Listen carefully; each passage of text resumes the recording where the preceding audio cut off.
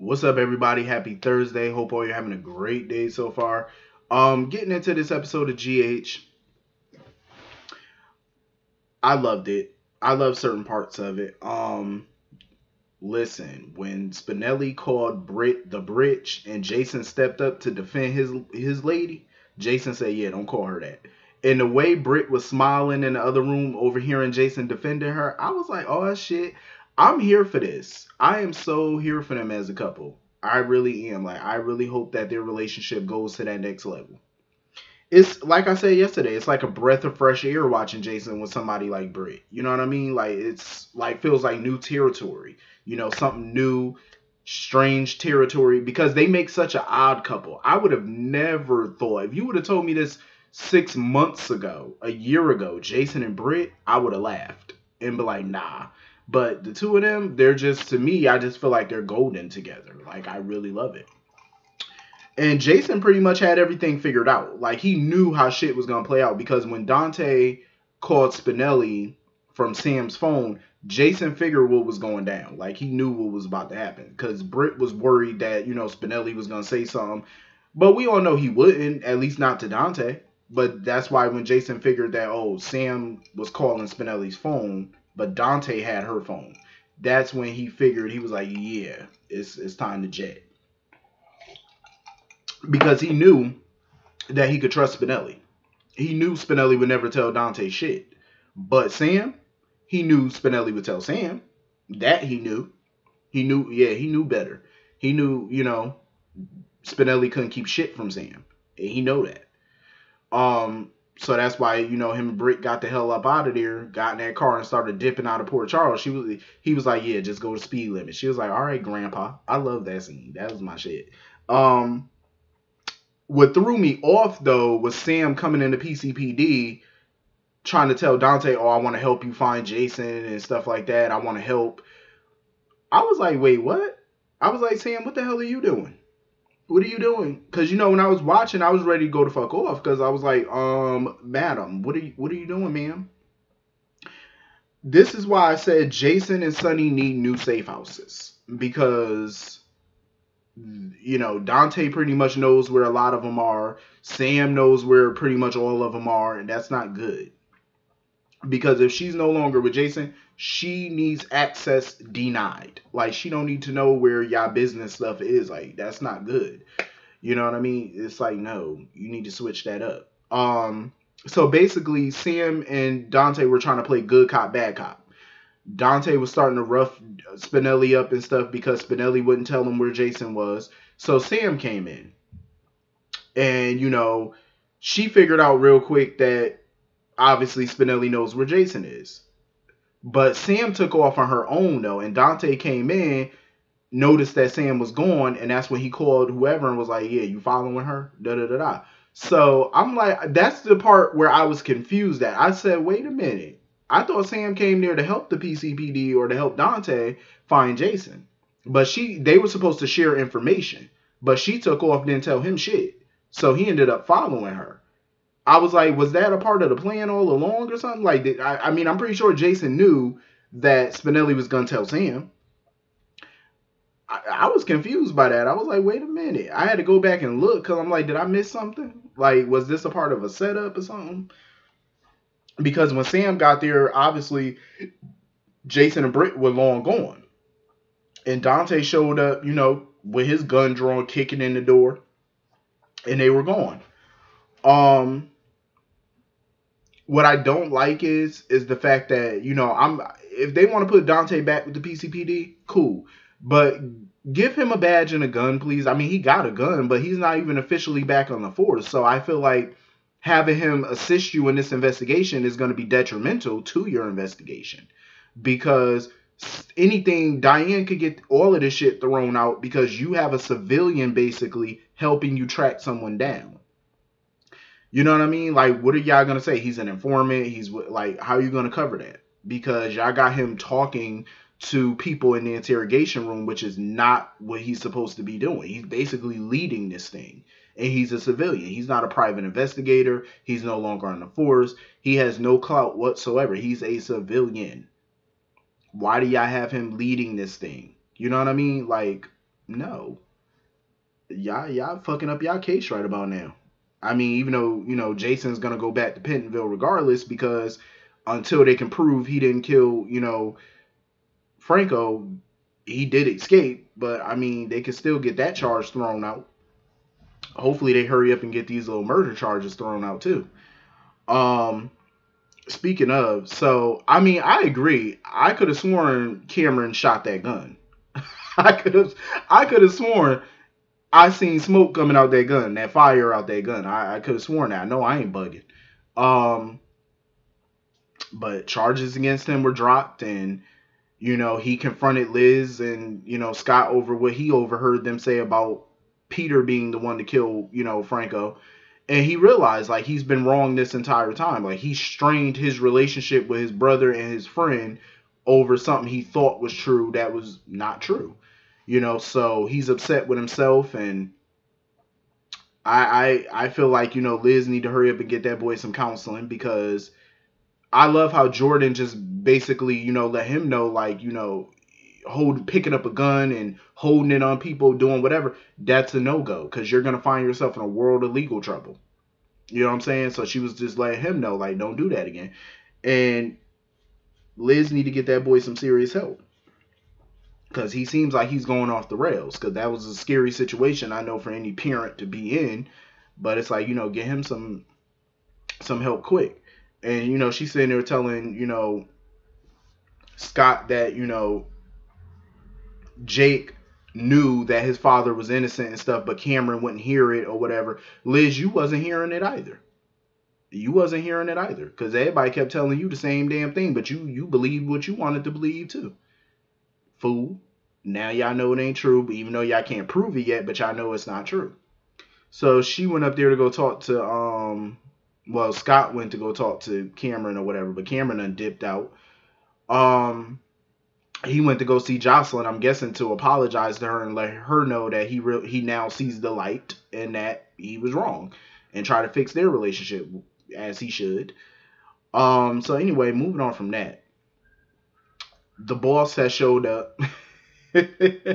Carly showed up at Jackson's house or whatever, trying to figure out what the hell has been going on, because she's been busy running the town doing what she got to do, and she sees Jax in a sling, Jocelyn in a boot. She like, what the hell has been going on? So Jocelyn hasn't told her about the whole tournament and all, how she re-injured her foot and got to wear the boot and she's out for the rest of the season. She was ducking and dodging that, but she told Carly about Jax getting shot and Nixon falls and stuff like that. So she was like, telling Jocelyn Jason is fine, he good, whatever. So Jax told Jocelyn to go upstairs or whatever so he could talk to Carly alone. Listen. When he told Jocelyn to go upstairs so him and Carly could talk, this is where I got irritated. This is where I felt a good belt was needed and a good ass whooping was needed, because these kids need to know their place. She's sitting there going to stand there talking about, I'm not a little kid. You can say to whatever you have to say to mom, you can say in front of me. Little girl. See, this is the problem with these kids today. Stay in the child's place. I don't care if you're almost 18 years old. You are still a child. You are still a minor. You still live off their money. You still live in their homes.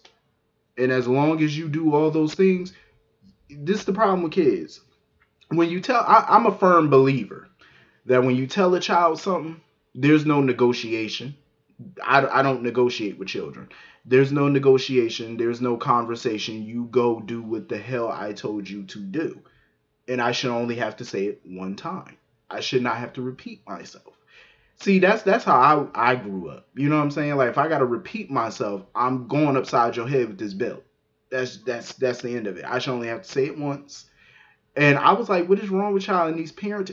General Hospital, I understand that y'all are daytime programming, but I'm gonna need some things to change up in daytime. Like I'm gonna need Walt Disney and ABC, the president and all them, to declare that on daytime programming it is okay to use your belt on these kids.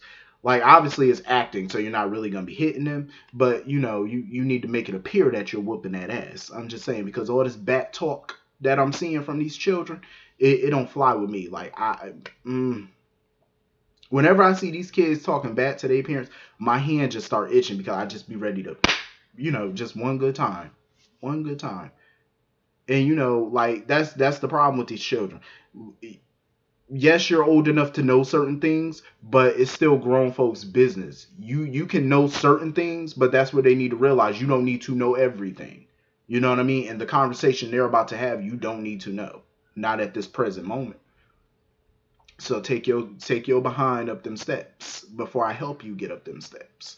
That's what Jack should have said to her. Like all this coddling and please, can you just go upstairs? Please, he said please, please. Excuse me. I wish I would tell the child. Jack's lost his mind. Please. Picture me telling a child of mine, please, can you please go upstairs? No. I'm gonna tell you one time, get your ass up them stairs. You know what I mean? Like, ooh. But anyway, ooh, rant over.